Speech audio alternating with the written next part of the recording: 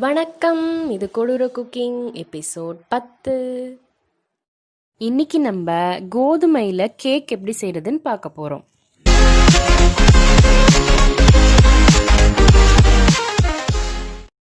Video இப்போ தான் first time பார்க்குறீங்கன்னா சப்ஸ்கிரைப் பண்ணிக்கோங்க, அப்போ தான் அடுத்தடுத்த வீடியோஸ் உங்களுக்கு வரும்.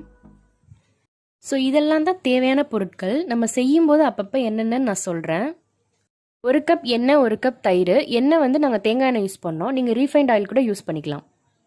1 கப் டூட்டி ஃப்ரூட்டி எடுத்துக்கிட்டோம். நீங்கள் வந்து உங்களுக்கு எவ்வளோ வேணுமோ அவ்வளோதான் எடுத்துக்கலாம். செரிக்குள்ளே இதில் ஆட் பண்ணிக்கலாம். பாதாமும் முந்திரியும் குட்டி குட்டியாக கட் பண்ணி எடுத்துக்கிட்டோம். இப்போ நீங்கள் பார்க்குற இந்த மிக்சரில் 2 கப் கோதுமை மாவு, 1 spoon baking powder, 1/2 spoon baking soda, 2 spoon cocoa பவுடர்லாம் ஆல்ரெடி மிக்ஸ் ஆகியிருக்கு. இதில் வந்து 1 கப் தயிர் ஆட் பண்ணிக்கோங்க. ஸோ இதை வந்து நல்லா கிளறிட்டு அதுக்கப்புறமா 1 கப் எண்ணெயை ஃபுல்லாக இதில் ஊற்றிட்டு நல்லா கிளறிக்கோங்க. ஃபுல்லாக எல்லாமே மிக்ஸ் ஆகிற மாதிரி எல்லாம் மிக்ஸ் பண்ணதுக்கப்புறமா நம்ம வந்து 1 கப்பில் பால் எடுத்து வச்சுருக்கோம். அந்த பாலை லபக்குன்னு ஃபுல்லாக ஊற்றிடக்கூடாது, ஊற்றி வந்து தப்பு பண்ணிடாதீங்க. கொஞ்சம் கொஞ்சமாக ஊற்றி மிக்ஸ் பண்ணணும், அப்போ தான் நம்மளுக்கு அந்த டெக்ஸ்சர் கிடைக்கும். ஸோ இப்போ வந்து 1 கப்பில் நம்ம வந்து நாட்டு சர்க்கரை எடுத்து வச்சுருக்கோம், அது ஃபுல்லாக கொட்டிட்டு கிண்டுறோம். கிண்டும்போது வந்து நம்மளுக்கு வந்து நல்லா கெட்டியாக இருக்குது. அதனால் வந்து கொஞ்சம் கொஞ்சமாக பால் ஊற்றி நம்ம வந்து ஒரு டெக்ஸ்சர், அந்த டெக்ஸ்சர் என்ன டெக்ஸ்சர்னு நம்ம பின்னாடி காட்டுறோம், அந்த டெக்ஸ்சர் வர்ற வரைக்கும் கொஞ்சம் கொஞ்சமாக பால் ஊற்றி நம்ம வந்து இது கிண்டணும்.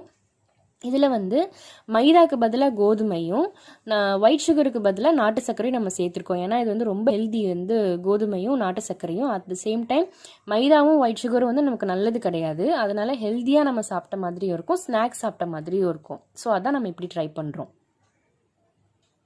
இதுதான் அந்த டெக்ஸ்சரு. இது வர்ற வரைக்கும் நீங்கள் கொஞ்சம் கொஞ்சமாக பால் ஊற்றி கிண்ட வேண்டியதுதான் வேலை. நட்ஸ் இந்த மாதிரி குட்டி குட்டியாக கட் பண்ணி வச்சுருக்கோம். ஒரு அலுமினியம் பேஸில் ஃபுல்லாக இந்த மாதிரி எண்ணெயை தடவிக்கோங்க. அந்த பேஸில் நம்ம வந்து கோதுமை மாவு போட்டு ஃபுல்லாக நம்ம வந்து கவர் பண்ணணும். அதுக்கு வந்து இந்த மாதிரி டக்கு டக்கு டக்கு டக்குன்னு தட்டி கவர் பண்ணிக்கோங்க. இப்போ நம்ம ரெடி பண்ணி வச்சுருக்கிற இந்த கேக் பேட்டரில் 1 ஸ்பூன் அளவுக்கு வெனிலா எசன்ஸ் ஆட் பண்ணிக்கிட்டு அதை நல்லா மிக்ஸ் பண்ணிக்கோங்க. ஓகேவா? மிக்ஸ் பண்ணிவிட்டு கொஞ்சம் கொஞ்சமாக டூட்டி ஃப்ரூட்டி ஆட் பண்ணி நல்லா மிக்ஸ் பண்ணிக்கலாம்.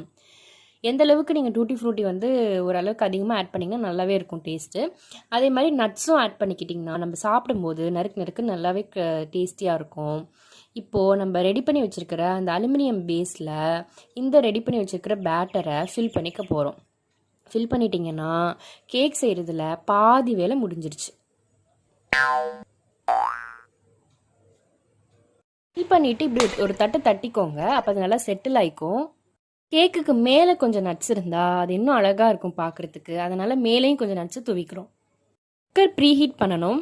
இது எப்படி பண்ணணும்னா, குக்கரில் வந்து கல்லுப்பு போட்டு ஸ்ப்ரெட் பண்ணிக்கிட்டு அதுக்கு மேலே ஒரு பிளேட் போட்டு கவுத்தி வச்சுருங்க. அந்த பிளேட் எதுக்காகனா இந்த பேஸ் வைக்கிறதுக்காக தான். இந்த பேஸ் வைக்கிறதுக்கு முன்னாடியே இந்த குக்கர் வந்து நல்லா ஹீட் பண்ணிக்கணும், ப்ரீ ஹீட்டு. ஸோ இந்த பேஸ் வைக்கும்போது உங்களுக்கு ரொம்ப ஹீட்டாக இருக்கும், அதனால் பார்த்து வைங்க. க்ளோஸ் பண்ணதுக்கப்புறம் தான் நட்ஸ் பத்தலைன்னு எங்களுக்கு ஞாபகம் வந்துச்சு, அதனால் திருப்பி எடுத்து இன்னும் கொஞ்சம் நட்ஸ் போட்டுக்கிட்டோம்.